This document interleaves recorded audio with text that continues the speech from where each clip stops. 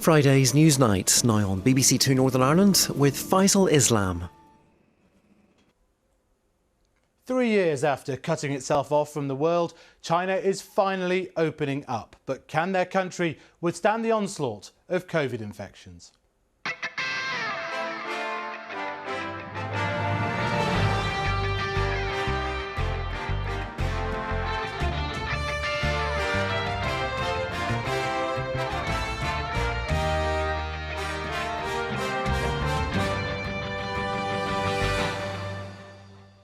China prepares to scrap its quarantine rules for travel, and over 2 billion internal journeys are expected in the coming weeks. Is it much needed good news for the global economy, or will the spread of COVID infections cause a new wave of problems? We'll hear from economists, health experts and those desperate to finally reunite with loved ones. I can't wait to see them, to really hug them. I mean, I've seen them videos on news, people hugging airports and being reunited, but I haven't had a chance yet, so I cannot wait to give my mother a kiss and to hug my brother. Yeah. Also tonight, the bungled release of Prince Harry's autobiography ignites some backlash and plenty of debate about his conduct and that of the royal family. Has the release gone to plan? We'll speak to a magazine editor who knows a thing or two about publicity campaigns. Good evening. China's sudden decision to ditch its strict COVID restrictions could well be one of the defining policy gambles of the year. The country is taking a leap into the unknown, and that is why what happens this weekend is so significant. The Great Reopening, it's been termed. On Sunday, the country ends one of its defining rules of the zero COVID era, quarantine. No longer will inbound or internal travellers face days, sometimes longer, locked in a hotel. The relaxation makes movement into and around China a viable option for the first time in 3 years.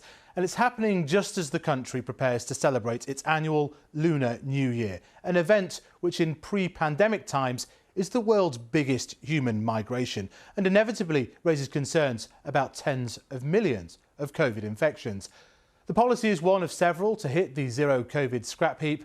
How this all unravels will matter for the future of our economy, of China itself, now perhaps no longer destined to become the world's biggest economy, and of course all the diplomatic consequences that could follow.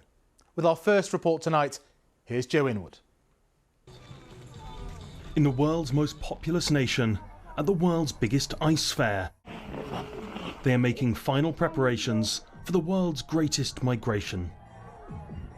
This is the annual Harbin Snow Festival, the centrepiece of the regional tourism sector. It is an industry that has been on ice. But with the government abandoning its zero COVID policy in time for the Lunar New Year, that is all changing. China is opening for business. Compared to the last 2 years, we are seeing far more tourists. After they lifted the COVID restrictions, there was a significant increase in visitors. I'm confident Harbin's tourism will recover. People are still looking forward to coming here. They're expecting nearly 2.1 billion journeys to be made over the Lunar New Year. That's twice as many as in 2022, although still below the 3 billion made before the pandemic. While most of those will be made by people who live in China, with international travel restrictions easing this weekend, there is also expected to be a rising number coming from abroad. People like Human Chan. She runs an organisation promoting links between the British and Chinese film industries and hasn't seen her family in more than 3 years. It's taking the soul out of me. Not being able to travel and connect with people on a personal level, that's the core for my job and for family gathering as well. So not being able to be there in person, it's very damaging, I think. You know, I can't wait to see them, to really hug them. I mean, I've seen them videos on news, people hugging airports and being reunited, but I haven't had a chance yet. So I cannot wait to give my mother a kiss and to hug my brother. Yeah. The change in policy was as swift as it was dramatic. Since the start of the pandemic, entire cities have been locked down to stop outbreaks, the so-called zero COVID strategy. But after 3 years of draconian restrictions, people had seemingly had enough. An unprecedented wave of protests swept across many towns and cities in China. Under huge pressure, the government scrapped a policy it had spent 3 years saying was vital for public health. What is really the legitimacy of the Chinese government? It is still largely resting on providing a reasonable level of income, providing a reasonable level of living standard for its ordinary population. So the economy still prioritized over, in this case, pandemic control. So I think the message has been quite clear from the government in December for the Central Economic Work Conference. It's mostly about save the economy at 2023. And the impact of that decision is already being seen in China's hospitals. The lifting of restrictions has led to a huge surge in COVID cases, with the World Health Organization accusing the government of vastly underreporting the death toll. There are fears the virus is out of control, and that the coming holidays will make that even worse. The number of hospitalizations will still be increasing for a little bit longer, and I'm particularly concerned about the rural areas. So far, there may be some areas in the countryside that haven't yet had COVID outbreaks, but with the travel that's coming up later in January, there's going to be travel to every part of the country. The virus is going to find its way to every part of the country. And in rural areas that the healthcare systems are not so robust, that's when we may see more impact of the virus. As the Chinese Lunar New Year approaches, many may now be questioning how much there is to celebrate. The world's second largest economy has been battered by 3 years of lockdowns.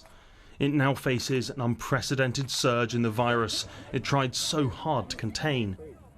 Should the health system be overwhelmed and another lockdown brought in, that would have consequences not just for China, but the entire global economy. Joe Inwood there. Now, while the public health situation in China might look precarious, the hope is China's opening up will reignite supply chains and put the workshop of the world back on its feet. But the remarkable rethink at the top of the Chinese Communist Party may not yield the oiling of the global economy hoped for if, as seems to be happening, China's hit by a massive COVID wave.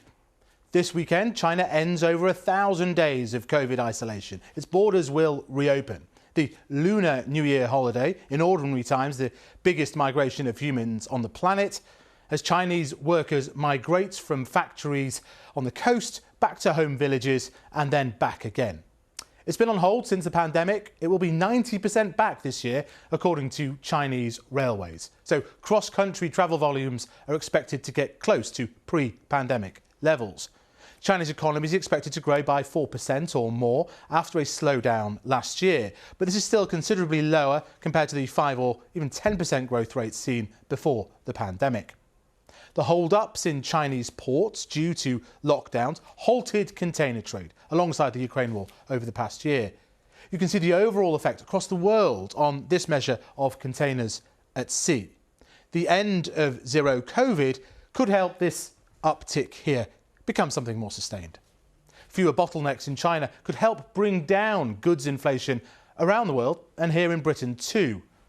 But tens of millions are catching COVID, as we've heard, and some restrictions are being placed on foreign travel by other nations. This is a difficult balancing act. Many nations are dependent on wealthy Chinese tourists for foreign currency. You can see here a chart of what's happened over the past few years in Southeast Asia. And you can see it just going to nothing during the pandemic.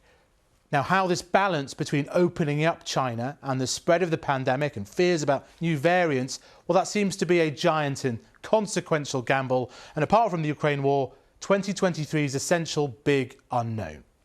Now, with me in the studio to discuss this is Rana Mitter, Professor of Chinese Politics and History at Oxford University, and Diana Sholieva, Chief Economist at Inodo Economics, a political consultancy. And I'm also joined by Bill Hanash, who's Associate Professor of Epidemiology at Harvard. Now, let's start with you, Rana. This is quite the handbrake turn from the Chinese authorities to abandon zero COVID. They were still talking about it in the autumn, weren't they, at their Congress, and it's quite a gamble. It really is a high-risk gamble. One of the reasons I think that Xi Jinping, the Chinese president, feels that he can afford to do this is that about 2 months ago at the party congress, the big event where he was essentially awarded an unprecedented third term as China's leader, he also filled the top leadership posts with people who owe their careers entirely to him. People with names like Ding Xuexiang, Li Xi, Li Qiang. And it may be that he felt more comfortable in doing this kind of, as you put it, handbrake turn, because he knows that the people around him are tied to his policies regardless of what they might be in that sense. And that means that essentially doing something that really is a high-stakes gamble, in the middle of winter, when the virus is still flowing very, very strongly, it is going to be, tragically, the cause of deaths of a significant number, particularly of China's elderly people. But the aim is that they will get to herd immunity. In other words, millions of people will get the virus, most will have a horrible time and survive, and then by the summer, the story will all be instead about China's economy opening up, as you were saying in the introduction. And it's sort of herd immunity. Broadly speaking, that term isn't necessarily being used, but the idea that essentially, like every other country in the world, enough of the millions of the population will have had the disease that at least for a while they will be relatively immune from it. Combined, of course, with the vaccine rollout, China is now for the first time beginning to do a collaboration with one of the Western manufacturers, BioNTech, which suggests that more effective mRNA-type vaccines may be rolled out for the first time since the pandemic in China. The inventors of the Pfizer vaccine, weren't they? OK, well, Diana, it was economic pressure that perhaps motivated this change of events. We saw problems at the Apple factories, essentially, problems at the Tesla factories. Not really, actually. And why this is a high-risk gamble is the fact that the Chinese authorities were not planning to do this right now. It was in response to the nationwide and widespread protests against the very stringent zero COVID. And the Chinese Communist Party will never admit this, but actually their hand was forced. And yes, I agree totally that Xi, having achieved what he wanted at the party congress, total control, felt comfortable from a political point of view to go for that decision. But from an economic point of view, it's a massive gamble because it's clear that they have not prepared for it. So in that sense, we don't know. It's too early to judge, especially because, as you were saying at the opening, we have the largest human migration about to happen. That is a super spreader event, which we cannot easily judge ahead of time. Now, the hope must be that this is a much less virulent Omicron variant, goes through the population like a large, if you'd like, flu epidemic, and then by the spring and summer, the economy is back on its feet. But on the other hand, we could have an explosion of deaths, and that could bring back the same anger and protest that brought people to the streets in Shanghai and last November. Just in a different form. Well, let's bring in Bill on the epidemiology here. You know, what's the risk now in terms of the actual disease? Obviously, people are far from sure, shall we say, about the statistics coming out of the Chinese government. And obviously, this is a time of massive travel and up until now, relatively low vaccination in China. Yeah, that's fair, I think. It's quite difficult to be able to say exactly what is going on in China, and it's very difficult, given the uncertainties, to be able to really run the tape forward and model what's going to happen. But if we take Hong Kong as a guide, when Hong Kong had its wave last year, when Omicron got there, we saw numbers dying for about 2 months, roughly. And if you were to see the same per capita mortality, you'd be seeing about 1 million, 2 million dying over a couple of months. And obviously, those are very large numbers. But in the absence of vaccines, they could be much, much, much higher. So we have to remember that there are vaccines and that they are still doing good, but those headline numbers are still going to be pretty large. Now, what would be the political impact of deaths at that type of level in China? And would it outweigh, you know, some of the assuaging of the protests around economic lockdown that we saw, Rana? I think that we're likely to see what I might think of as something like a sort of 80 to 20 proportion of reactions. I think what we already know from looking at social media in China, and perhaps, those of us who do talk to friends in China, is a lot of people in the short term are glad the restrictions have been opened. They can now ride the metro in Beijing without having to take a special pass on their phone. They can go to restaurants. It's also, though, fueling a lot of rumours. If you look at what's actually been on Chinese social media in the last few days about COVID, it's a whole bunch of stories about people going out to get diarrhea medicine. This might sound a bit random, but the reason is that there's rumours going around that the new strain, which hasn't been identified yet, may actually cause that particular sort of diarrhea-related illness. There's no proof that it does, but it's that kind of wild social rumour that makes people nervous. And then off the back of that, there are, of course, the people who do have, as Bill has been saying, family members who have simply died or become very ill, particularly elderly people. Those people, I think, are less likely to be either forgiving or willing to simply go out and be part of this glorious new economic future that people have talked about. So I think the bet, again, that's being made is that the majority of people, particularly the younger working population, will in the end give the benefit of the doubt to this change of policy. But it's something that, as Diana's been saying, is also part of that gamble. So in terms of the global economy, Diana, obviously the supply chain problems rooted in China have been a perennial issue for the global economy over the past 2 or 3 years. Does this suggest that this global wave of inflation could come down more quickly, that the shock could be less persistent than feared if China can get beyond these supply chain bottlenecks? No, actually, because COVID was only a small part of the cost push inflationary pressure that was emanating not necessarily from China, but from what we at Another Economics call the great decoupling. The bifurcation of the world economy into Chinese sphere of influence and an American sphere of influence, and the breaking and rerouting and doubling up of supply chains globally, which lowers productivity and pushes up cost. That's the cost push part of the story. So let's just clarify, is this a permanent fragmentation of what was a more free-flowing world economy? Free-flowing global world. And you see that as staying? Yes, that is very much the key defining feature of the world as we have it. Okay. I was just going to say, if you look at some of the longer-term factors that the Chinese government is putting in mind, aside from COVID, something like the American CHIPS Act, which has been passed just in the last few months by Congress, will essentially stop some of the most important semiconductor chip technology being exported to China. And I think that, in the medium term, is of far more concern to the Chinese government in terms of supply chains than actually the effects of COVID. So China's growth might not be as stellar going forward. There might be permanent effects for the next few years as a result of the changes that we see. Let me just bring Bill back in on all of this. There are fears, of course, just the sheer size of China and the extent of the infections that we're going to get, is it becomes a breeding ground now for new variants, or does the fact that Omicron has been less potent, does it make it less worrying than it otherwise would be? Well, don't forget that Omicron is less potent than what went immediately before, which was Delta. It's probably about as virulent as the original virus that we saw back in 2020. So, it's not that mild, and it can still cause a lot of damage. Having said that, the total number of deaths we expect in China is actually, when you correct for population, probably going to be about half what has been seen in the UK to date. Yeah. And the concern about variants is a serious one. After all, we're going to see about 1 billion new infections, and that's going to be 1 billion rolls of the dice for the virus. But we have to face it, that's happening elsewhere as well. And so any variant of global significance would be able to get out of China fairly easily. And we really have to be keeping an eye on it, but we then have to think what we will do if we detect it. That's the important thing. We have to take action when changes happen, and we should have learned that by now. And the sort of geography of China means that there are pockets of that country which have not been exposed at all to any source of COVID, and that's a particular concern? Right. Yes. Well, it's rather like we saw in the United States. You saw it start off on the coasts, and then you got this sort of sunbelt surge over the summer as people went indoors to avoid the heat and use the air conditioning. And then in the winter, the first winter of the pandemic, you saw some really pretty dreadful mortality in places like the Dakotas. And I think that that's the sort of thing that we will see now with the Lunar New Year.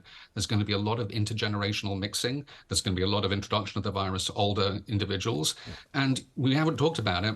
But in China, they're vaccinated the wrong way round. They have worse vaccination in older age groups than in younger age groups. And that means that we expect there to be a particularly significant impact there in those older folks.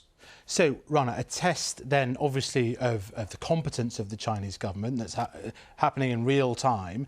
Does it have, do you think, diplomatic consequences? Obviously, the Western nations are starting to kind of man-mark China's economic ambitions a lot more, as you pointed out. Does it change diplomacy? Does it change the situation with Taiwan, for example?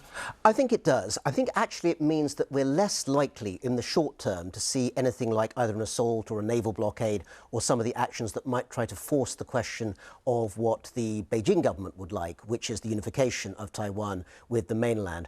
The basic reason being that right now, economic growth above all is the Chinese government's aim as it aims to get those figures up. And if there's one thing that's 100% cast iron guaranteed to cause a recession and a huge economic hit, it would be a conflict that brings in the United States. But beyond that, I think they'll also be thinking much more about those longer term issues. We mentioned that demographics, for instance, the fact that China's getting older faster. This year, 2023, is going to be the first year since the Han Dynasty, something like 2,500 years ago, slightly less than that to be fair, when India, not China, will be the most populous country on earth. And that is a sign of how much the one-child policy of the last 2 generations is changing the way in which the working age population of China is actually shrinking much faster than even the government thought. So those sorts of medium-term issues really impact on a day-to-day basis when they're thinking about how to create a high-value economy that has young, vibrant workers in it. It's a harder task than it would have been just a generation ago. Fascinating, Rana. And Diana, last word to you. So do you think this gamble is not going to work? I don't know is the actually honest answer to this, because it's a high-risk gamble. I mean, depends what you mean by not work. Ultimately, what we have seen in how quickly the Chinese Communist Party quashed the protests is even if this does produce some sort of pushback, they'll be able to get this under control. I still think that's much more likely. With respect to whether that will prevent China invading Taiwan and the US intervening and causing a global war, then the issue is that this is something that it's a question of when, not if. And so whereas it might have pushed but we were never thinking that an actual invasion is likely this year, the higher chance is of an accident happening because there's so much activity on the Chinese and US and allies side. So that risk I don't think has decreased. Okay. What might have decreased is China intentionally attempting something, which ties in with the fact that if they were planning that, it was actually much probably better for them to keep the zero COVID control. Must leave that there. Fascinating stuff, Diana and Rana and Bill. Thanks very much for joining us and illuminating an extremely important development on the other side of the world. Thank you. Now, Prince Harry's book continues to excite, incite and alarm in varying quantities after its embargo was inadvertently broken by booksellers in Spain. There was a backlash from some in the military about leaked extracts about the Duke of Sussex's time in Afghanistan. And the Prince's apparent extreme openness raises questions about the strategy behind the book and the entire concept of his privacy. I'm joined now by Alexandra Shulman, former editor-in-chief of British Vogue, and Erin van der Hoof, staff writer and co-host of Vanity Fair's Dynasty podcast about the royal family. Thank you so much for joining us. Now, there's been a bit of a backlash here in some quarters, one might say, perhaps a consequence of the sort of haphazard release of the contents via Madrid.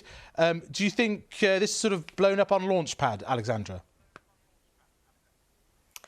Well, I don't think that the backlash is any different because it's a few days early than it would have been if it came out as planned a few days later. I'm sure that people are seething within the publishers, and quite possibly the 2 television interviews, planned one here and one in the States, I think for Sunday, will be a bit peeved that so much has come into the public domain.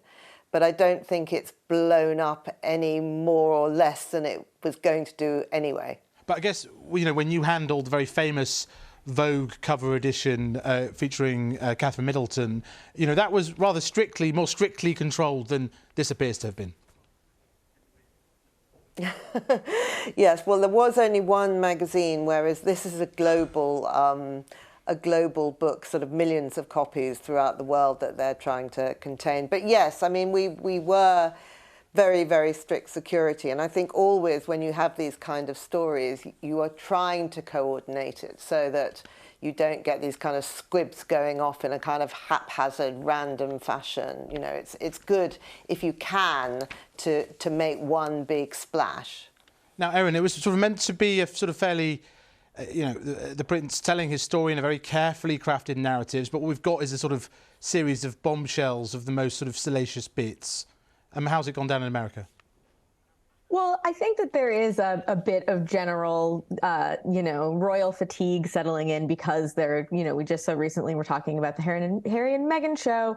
But at the same time, I think that if making Americans happy is what Harry was trying to do, I think making something salacious, kind of tawdry, you know, maybe even a little embarrassing, but also, you know, endearing him to an audience that wants to see a different side of him. I think that is what is landing. You know, I think that when we're talking about the fights between him and his brother, but we're also talking about, you know, some way more controversial stuff. And I think that is how you're going to make it. If you're trying to make a splash in America, that's what you have to do. So Erin, is there a strategy in this extreme openness? Is it trying to hit a target market, maybe more stateside than this side of the pond? I mean, I think that that's almost undeniable. But I think really importantly, like if he is going to come out with the kind of allegations about William and just like the comments about his family that he has made, I think that he is making a pretty conscious choice, that he is putting himself up for mockery, up for criticism as well. And I think that really enhances, at least to a U.S. audience, and it enhances the feel of honesty. And I think that it talks about, you know, exactly what he means when he's talking about privacy. I think that this has been him and Meghan's thing since the beginning, is that they want to be able to choose when they reveal things. It's less that they want a private life so much as that they just, you know, don't want to run into photographers around the street. And so I think that this is him living that out. We're not used to this, Alexandra, are we, in the UK, this sort of extreme openness? Well, I think the whole thing about Harry and Meghan is that they want to be open when they want to be open, and then they are, you know, so insistent on the privacy that they should be allowed. And you know, in my opinion, by first of all doing the Netflix documentary and now this book, I mean, Harry is in danger of literally the gloves coming off everywhere, because you can't say so much about so many people and not respect their privacy and expect the press and commentators are going to respect yours after this. I don't actually think he was doing this particularly to appeal to an American audience. I think it's probably done in a spirit of real kind of anger and conviction that he has a story to tell.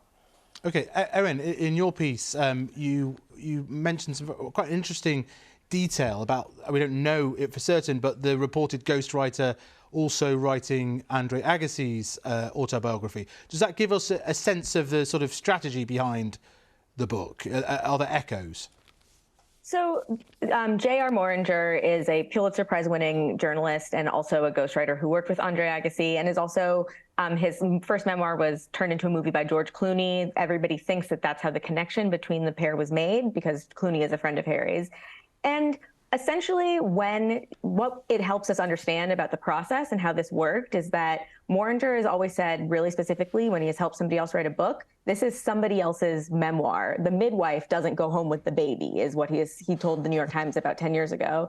And what we know from the way he worked in the past is that he would sit down for hundreds of hours with his subjects, recording, and then everything that comes out of that is going to be, you know, in Harry's own words. Then he went back to Harry, and, you know, they were working on fixing that and like turning into something bigger together. That's based on the way that he's worked in the past, what we are assuming that he's done this time. So we're going to actually get to hear these things in Harry's words. Even so far, we're getting mostly things from Spanish translation. And so this is going to be different.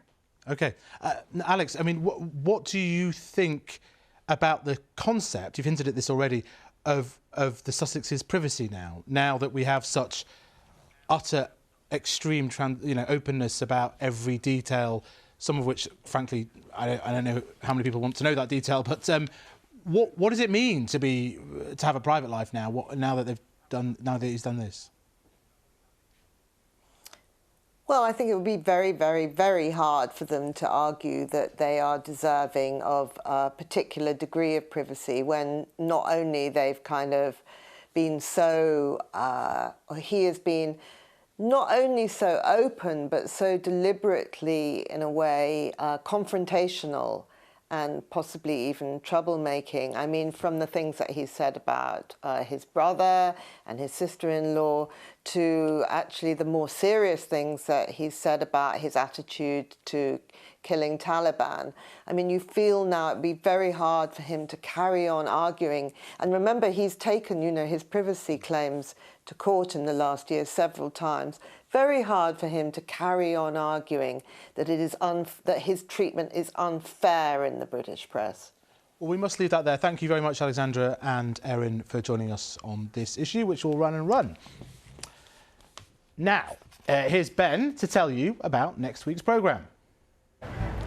Newsnight is here in Sri Lanka to ask what this country's turmoil tells us about the global economic crisis. We'll be speaking to key figures in Colombo about what happens next amid still high inflation and bailout talks. So join Kirsty and I for a Newsnight Global special programme. That's next Thursday on Newsnight.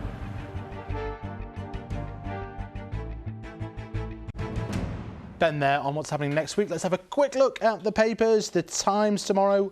What we're just talking about, war hero takes aim at Harry over kill claims. That's the claim of 25 Taliban deaths. The Financial Times, Sunak invites union leaders to talks. Very interesting effort to halt industrial action. Perhaps there's some movement there. In The Guardian, we have Abramovich's trust transferred before sanctions. That's an investigation about the Russian oligarch, former owner of Chelsea. And then in The Independent, again, that story, Sunak holds crunch talks to solve health crisis. That's as we face a junior doctors vote as well. And that's all from us for tonight. Do join us next week. Good night.